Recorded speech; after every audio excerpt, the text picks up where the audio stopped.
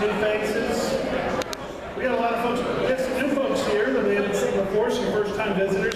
We got some folks that normally come to our service at 9:15 that are here with us. And it's always a blessing to have you all here. And we've got a few people too that a lot of people that just seem to be here at the same time. Maybe we miss each other by a week or two, so that's a great blessing as well. Have a nice group here. Ellie, will you bring us our scripture reading for today? Yes. Or is there another surprise? You have another surprise? No, I don't have You changed the scripture reading or something? No, I didn't. But I noticed that you were very well prepared to say thank you, to reply to my surprise in this service than in the previous service. Time to think about it. Yeah, Right. okay, That's good.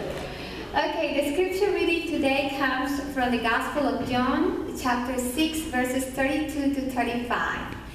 Jesus said to them, "Very truly I tell you, it is not Moses who has given you the bread from heaven, but it is my Father who gives you the true bread from heaven. For the bread of God is the bread that comes down from heaven and gives life to the world." "Sir," they said, "always give us this bread." Then Jesus declared, "I am the bread of life. Whoever comes to me will never go hungry, and whoever believes in me will never be thirsty." God bless his reading. Amen. Thank you, Ellie. Today is World Communion Sunday. It's a day when we remember and celebrate communion and realize that there are Christians around the world, and celebrate the fact that there are Christians around the world who are receiving communion. This is an important thing for a holiday or event for us to celebrate because it's a chance for every church that participates to have communion on that Sunday. Now, see, that's a little strange for us here in this church, is we have communion every week, every Sunday, and it's always a little strange when I'll go to a church and another church, and I'll be sitting there worshiping. Usually, of course, ministers like to sit in the back row when we come to church and worship, and so I'll be sitting in the back row, and the service will be beautiful, and the sermon will be great, the music will be wonderful, and we'll get toward the end of the service, and I'll realize we're not going to have communion. There's no communion in this service. And sure enough, there are lots of churches that don't have communion each week. So we have a chance here for all those churches to put their communion on the same day. But it's always so strange when I go to those services, because I grew up having a communion each week, as did those of you who grew up in the Catholic Church, in the Episcopal Church, in the Church of Christ. Many others have communion, make a point of having communion each week. And so when we go to our friends Christian friends at their churches where there is a communion, it can feel definitely like there is something strange, like there's something missing. And we ask, well, why is that? How come some churches do communion each week and others don't? Well, it's because the Bible isn't real specific about it. We have always looked to this verse in Acts, called Acts 20, verse 7, that says about one particular church back then in the history of the church, that church liked to meet on the first day of the week to break bread. And so because of that, then we think, oh, well, that's what we need to do as well. Since that church did it, we'll do it as well. But other churches look at other verses, and so they'll have communion every other week, or once a month, or even once a quarter. But I tell you, when I go, I really miss it.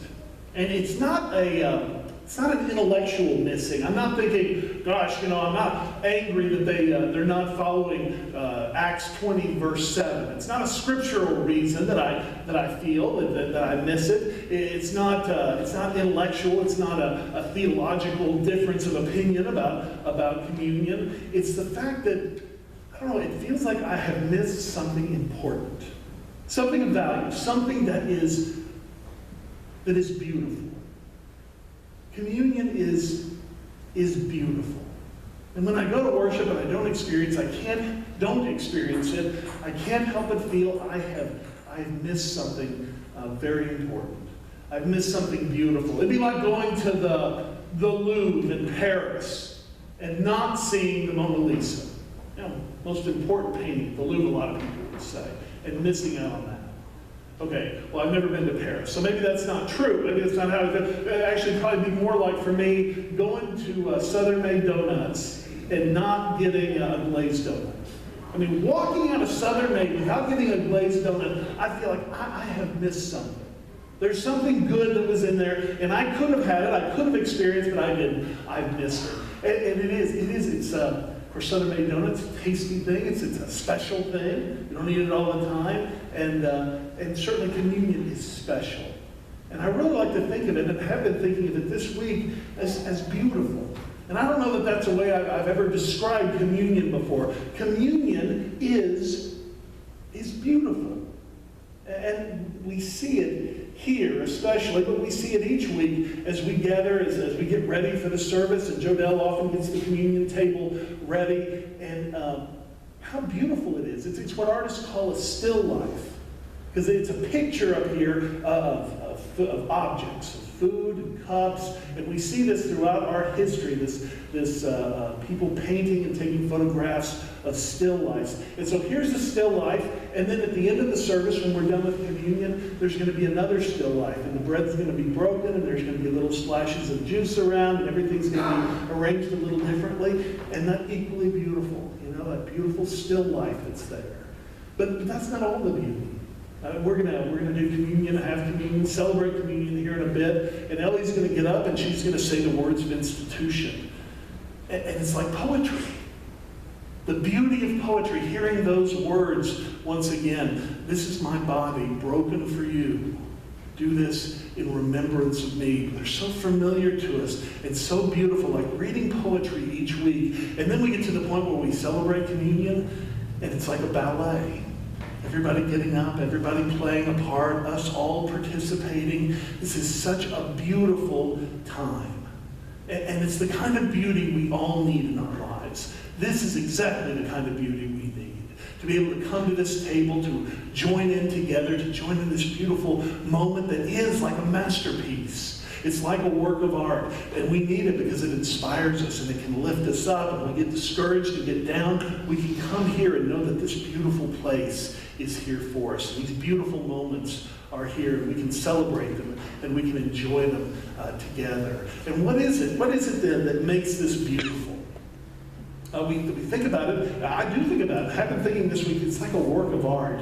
And like a work of art, it's beautiful. One reason it's beautiful is in its simplicity. Isn't it simple? Bread and wine and remembering and all these simple acts that happen here. It's like a great work of art. Some of the greatest works of art are very simple in some elements, in some part of their presentation. This is simple as well. And that can be beautiful. Artistic simplicity can be beautiful. Simplicity itself isn't necessarily beautiful. You can simplify all the beauty out of something if you choose to. Right? So simplicity isn't beautiful in and of itself. You have to do it in the right way. For instance, I've got something I've been doing the last month or so, and it's very simple. It's actually based, actually was created by a computer programmer who lives in California. And he loves to code. He loves to be at his computer working, and he's the kind of person who always hated the fact that he has to get up and eat lunch or eat dinner. He wants to just sit there and keep typing away and coding. And he was also frustrated that when he got dinner, being in California, he wanted it all to be nutritious, right? He wanted it all to be balanced. That was always complicated, trying to figure out exactly what to eat so he got all the vitamins and minerals he needed. So he made his own food. This programmer made a food, it's called Soylent. And it's got everything you need in it. It has all the nutrition. It has all the micronutrients, all the macronutrients. It has the vitamins. It has the minerals. It has everything a body needs. All the things we know about and all the things we're kind of unclear about, it's all there. In fact, I bought some. And I've been drinking it recently. I'm not drinking it to lose weight, though I certainly could stand losing quite a few pounds. But I drink it for simplicity. Here it is. This is all the nutrition you need for one day. It's a powder. And you pour it into a jug, it's about a quart or half gallon, something like that. And you pour the powder in, and you fill it up with water, and you stir it around. And then you mix it up real well, and it looks like pancake batter. But it doesn't taste as good as pancake batter, I can tell you that. But it's everything you need. And I'll tell you, once it takes about 2 minutes to make it for 2 days worth. And then when I want to get it, I want to eat something. Like in the morning, it takes me about 20 seconds to prepare it. It takes me about 90 seconds to drink it, and it takes me another 30 to clean up. So I'm able to do all those things and do it very quickly. This guy has made food extremely simple, and he has taken all of the joy out of it. Because believe me, the one good thing I can say about this is that I never come home and nobody else in the family ever drinks my Soylent. I never come home and, oh, where'd all my Soylent go? Who drank it? I can't get anybody in my family near this stuff, so I get to drink it all for myself. So, there it is. It's all you need. It's complete. It's simple. And he's simplified the process. He's taken it down, taken a lot of time and effort out of the process. But yes, he's taken out all the flavor. He's taken out all the crunch. He's taken out all the sizzle. He's taken out all the anticipation. He's taken out all the joy. He's taken out all the satisfaction of having eaten. Yes, it's simple and it's easy and it's quick and it saves time for other things. That's for sure. But there is no joy left in it. That's what I like to think of as scientific simplicity. You get all the things that feed the soul, all the things that bring you joy, and you eliminate them. And you just leave what's nutritious, that is, for the body that's left. And then, no, I'm not talking about that with the Lord's Supper. So we're talking about a masterpiece, a work of art. The Lord's Supper is artistic simplicity. And artistic simplicity is just the opposite. Artistic simplicity is when you keep and hang on to and feature those things that feed the soul, those things that challenge you, those things that help you grow, and then you eliminate everything else. So you eliminate all the other stuff, and you're just left with this part that feeds the soul. And that's exactly why this is a work of art. Or no, it's more than that, but it's like a work of art. Because it's simple. Think about it. The invitation is simple. Who invites you here? It's not me. It's not Ellie. It's not the elders or the deacons or the musicians here. No, it's Christ that invites us to this table. And it's a simple invitation. Come here and break bread. And we can say yes to that invitation, or we can say no. And that'll happen. You can come forward and receive this communion, or you can say that you did not receive it. And I'll tell you, I really respect the people who don't receive communion. And we see that here from time to time, actually quite often, just about every week. Somebody will say, no, I'm not going to take communion today. And I don't get into their business about why that is. But I can tell you, if somebody decides not to take communion, it tells me, if nothing else, it tells me they take communion seriously. And they're not going to just, they may not believe in it, or it's not maybe not the right time for them, but they're not just going to follow everybody else and do it so that people won't talk. No, they think communion is important enough to feel good about it when you're invited, to feel like you should accept that invitation. So I always love it when I see somebody who doesn't come forward. And I got to tell you, I think that's the kind of person that listens to God in their life and is willing to hear God. So, but it is a simple invitation, and we can here in this worship service say yes to it or no to it without judgment. And that doesn't get any simpler than that. 2 choices, yes or no, and there's nothing in between. Very simple. Look at the elements here. Nothing simpler than that. The juice, which was wine, and now it's juice today for us. One ingredient, grape juice. The bread. I tell you, I went a long time in my life without ever making bread because I thought it was so complicated. But it's not, is it? Bread is flour and water and maybe a little oil and some salt. And from that you can make delicious, and some leaven. If you want to make leavened bread, or if you want to make the bread that Jesus had at Passover, you leave the yeast out and it stays unleavened. And that's it. Or it can even be simpler than that. I always think of one of my favorite kinds of bread to eat is tortillas. And tortillas are masa flour and water. And that's it. That's all there is to it. It can't be simpler than that. But let me tell you, these 2 things, wine and bread, they're 2 of the absolutely the best things that we can eat. They're delicious. We love them, and we can make a whole meal out of them, and you can certainly have a lot of joy just from eating these 2 simple things, from eating this bread and drinking the juice or the wine. They're simple, but they bring so much joy. And finally, think of the simplicity of actually what we're being asked to do. As we come up here, we are being asked to remember. And that's it. We come forward, and by eating of the bread and drinking of the cup, we are asked to remember Jesus. To remember his sacrifice, absolutely. To remember his resurrection, certainly. But also to remember his words, his love, his healing, his ministry, his miracles. All of these things we're asked to remember and think about. And we need that. I mean, when I'm talking about this being something beautiful that feeds our soul, well, there's a big part of it. Just remembering Jesus. Because I think all of us who follow Christ or who want to follow Christ or feel drawn to Christ, we have a picture of Christ in our heads. In our minds, we keep this picture of Christ, and it's beautiful, and every picture is different, and we look to it to be inspired and to be comforted and to be challenged, right? All these things, and it gives us so much, but here's what we do. We put a frame around that picture. And the frame is the church. And it is this worship service, and it is our Sunday school, and it is the Bible study that we do, and it's also the prayer that we're supposed to be doing each day. This is the frame around Jesus, and sometimes we can get so focused on the frame, we forget to look at the picture. We're busy polishing the frame and straightening the frame and getting everything with the frame just right that we forget what the frame is for. We forget what it's all about. And here this simple meal is to remind us to think about Christ, to remember Christ. I'll tell you, we can get all caught up in whose frame's better than whose, and how our frames are all different from one another, and get all upset about how your frame isn't like my frame, or we can focus on the picture.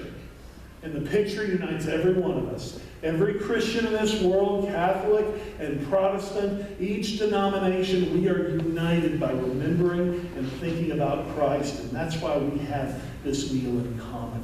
It is the simplicity of this meal that makes it a beautiful thing, and it also is its power. Yes, it's simple, but it's also powerful.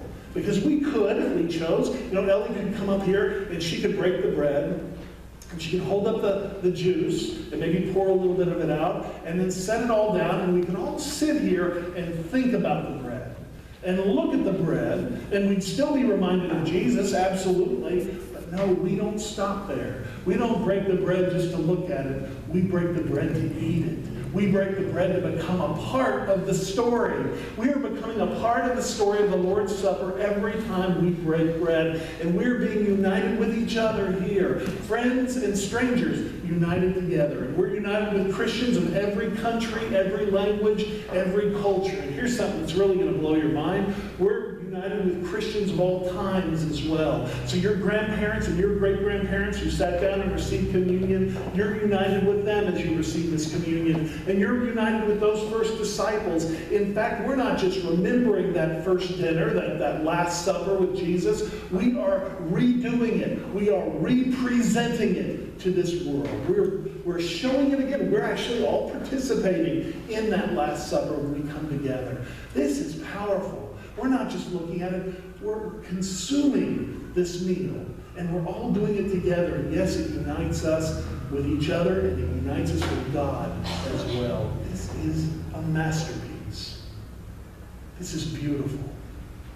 It's like a work of art, but it's so much more than that. Because the power that you feel here, the beauty, the simplicity, it's all going for one thing. And it's going to help you, to inspire you to have a closer walk with Jesus Christ in the days ahead. That's what this meal is all about. It's another reason we come to this meal every week. We need its inspiration. We need its nourishment. We need to be able to have it, to go forward and move forward in this week. The power of this meal, we're going to use it to help us to become the people that God wants us to be. Become the people God wants us to be. Someone once said that there is no nobility in trying to be better than someone else. There's no nobility in trying to be better than someone else. There is great nobility in trying to be better than the person you were yesterday. And that's why we come to this table. This is our chance to be nourished in that direction. It's our chance to be able to feel God's Spirit with us so that we can more be the people that God is calling us to be. And that's my prayer for you in this week ahead. But as you go forward in your journey of faith, one problem with having communion every week is we can take it for granted. We can quit seeing the beauty in it. I want these words to open your eyes once again to whatever it is you see that's beautiful in this bread and in this cup, so that it can help you in this week ahead.